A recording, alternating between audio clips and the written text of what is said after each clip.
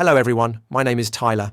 Welcome to AI Football Prediction Lab, Europe's most trusted football prediction channel. We're heading into day 3 of the FIFA Club World Cup. According to UK time, 4 matches will be played on Tuesday, 17th June. Depending on your time zone, some of these fixtures might fall on a different date. For this video, we used a Miami-themed background, one of the host cities of the tournament. Hope you like it. Our football analyst Luca has done deep research on all 4 matches and will give you 2 predictions for each one. But don't forget, at the end of the video, we'll share the picks we trust the most in a segment we call Top Predictions. So make sure to watch until the end. Also, we post the final results of all our predictions on Instagram. You'll find the link in the description below.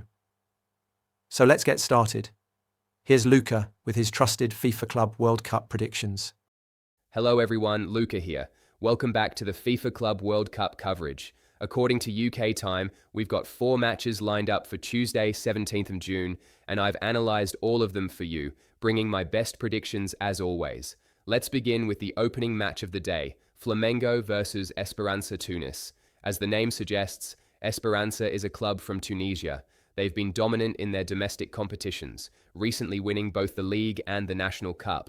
But stepping outside their home country has often proven to be a major challenge. This tournament is a big opportunity for them. Even a few points from wins or draws could bring in serious prize money. And if they somehow manage to beat Flamengo, they could realistically dream of progressing from the group. But let's be honest, a win for Esperanza in this match is far from realistic. Even a draw would be considered a surprise. Flamengo are one of the most powerful and informed teams in Brazil. They'll enter this match as clear favourites, and the gap in squad value reflects the gap in quality between the two teams. Flamengo's squad is valued at around 220 million euros. Esperance Tunis are closer to 20 million euros. That's a huge difference, and it could easily be visible on the pitch. Flamengo know they have what it takes to top this group. On paper, they're stronger than both Esperanza and Los Angeles FC, and they'll want to advance to the next round alongside Chelsea.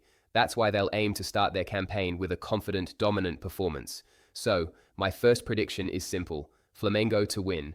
I really don't see them making mistakes here.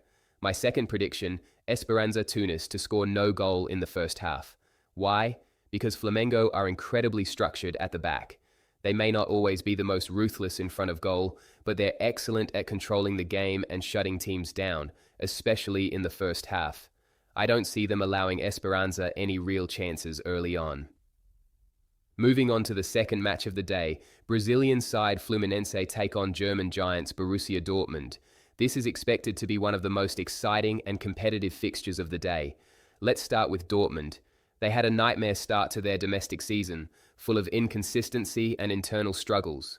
At one point, even qualifying for the Champions League seemed out of reach. But a strong finish to the season saw them secure a top 4 spot, and they'll be back in the Champions League next year. Under Niko Kovac, Dortmund have found some stability and momentum again. Their opponents, Fluminense, are quite different from the typical Brazilian sides.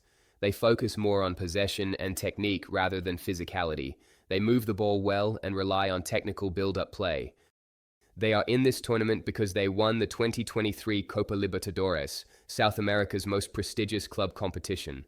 For first prediction about this game is Fluminense +3 handicap. Yes, Dortmund are the favourites on paper, I agree.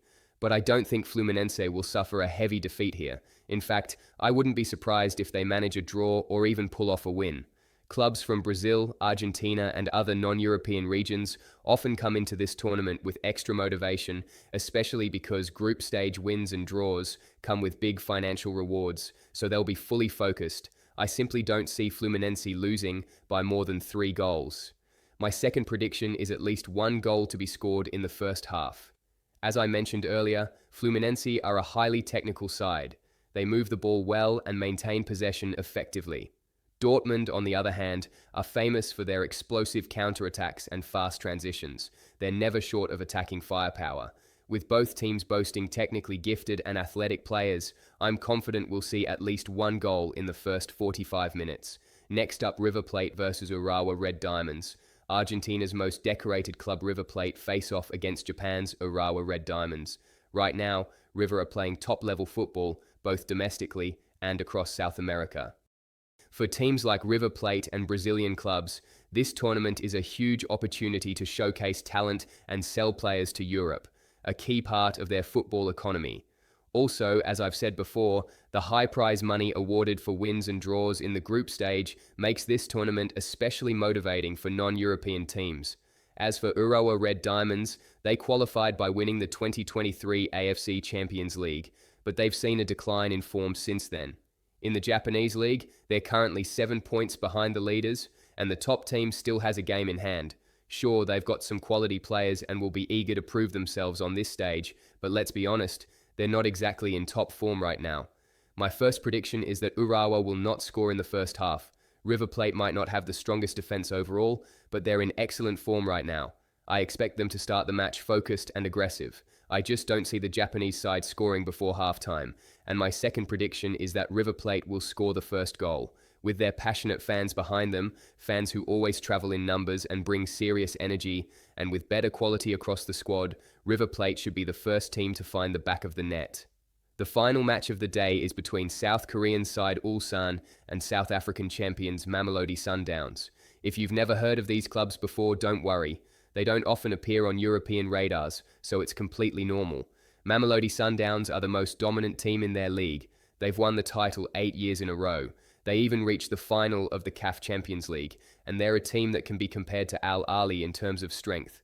Ulsan, on the other hand, are currently third in the South Korean league, 9 points behind the leaders. Still, they're considered one of the most successful clubs in Asia. My first prediction is Mamelodi Sundowns to win or draw. There isn't a huge gap between these two sides, but I believe the South African team have a slight advantage. It's going to be close, so my pick is a double chance. Mamelodi Sundowns to win or draw. My second prediction is under 3.5 total goals. This match could be very tight. Since both teams know how tough this group is, they'll be cautious. If one of them scores first, they'll likely try to defend the lead. And remember, a win in this tournament brings $2 million in prize money. That's more than enough motivation to keep things safe and disciplined. That wraps up our predictions and analysis for the 4 matches. Thanks for watching and listening, but don't go anywhere. Coming up next are our top predictions of the day.